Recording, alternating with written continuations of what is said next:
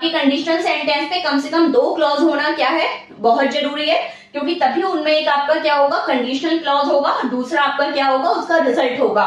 2 से ज्यादा हो सकते हैं लेकिन 2 से कम नहीं होगा, ठीक है। और कंडीशनल क्लॉज को हम लोग मेन हम लोग क्या कहते हैं, हम लोग डिपेंडेंट क्लॉज कहते हैं, और जिसमें रिजल्ट, जिसमें परिणाम बताया जाता है उसे मेन क्लॉज कहते हैं या इंडिपेंडेंट क्लॉज कहते हैं, ठीक है। अब आगे मैं आपसे बात करूंगी कि ये जो कंडीशनल सेंटेंस होते हैं वो कितने टाइप के होती है, यानी किस किस तरीके से हम लोग कंडीशनल सेंटेंस जो है वो बनाते हैं, उनका क्या स्ट्रक्चर होता है, क्या फॉर्मेट होता है, और क्या क्या की पॉइंट्स हैं जहां से एरर बनती है। चलिए शुरू करते हैं। सबसे पहले है टाइप नंबर 1। टाइप नंबर 1 में क्या है, इसको कहा जाता है जीरो कंडीशनल सेंटेंस, ठीक है। जीरो कंडीशनल वाला कंडीशनल सेंटेंस, यानी कि ये कंडीशनल तो है लेकिन इसको जीरो कंडीशनल क्यों कहा जा रहा है, क्योंकि यहाँ पर हम किसी भी एक्स्ट्रा टेंस को यूज नहीं करते हैं। तो क्या है इसका फॉर्मेट, जरा वो समझते हैं।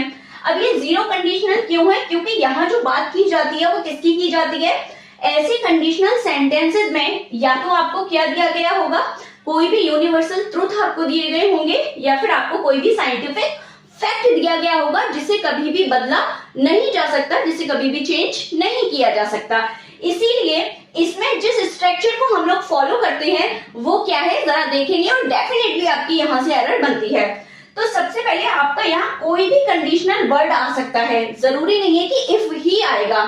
इफ एक बहुत ही जनरल वर्ड है जिसे देखते ही तुरंत पता चल जाता है कि सेंटेंस जो है वो कंडीशनल है, इसलिए वो मैंने यहाँ लिख रखा है। बाकी अभी आप लोग देखेंगे आपको वैन भी मिलेगा और आगे एग्जांपल्स में और डिफरेंट टाइप के कंडीशनल वर्ड्स आपको देखने के लिए मिलेंगे। तो चलिए देखते हैं।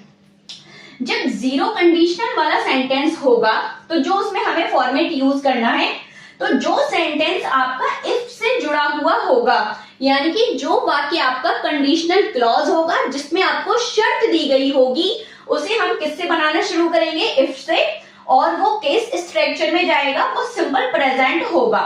इतनी बात क्लियर है। और बहुत ही इजी है इसका दूसरा क्लॉज बनाना भी, क्योंकि दूसरे क्लॉज में भी हमें क्या करना है, सिंपल प्रेजेंट का ही यूज करना है, ठीक है। यहाँ पे भी हमें क्या यूज करना है, सिंपल प्रेजेंट यूज करना है।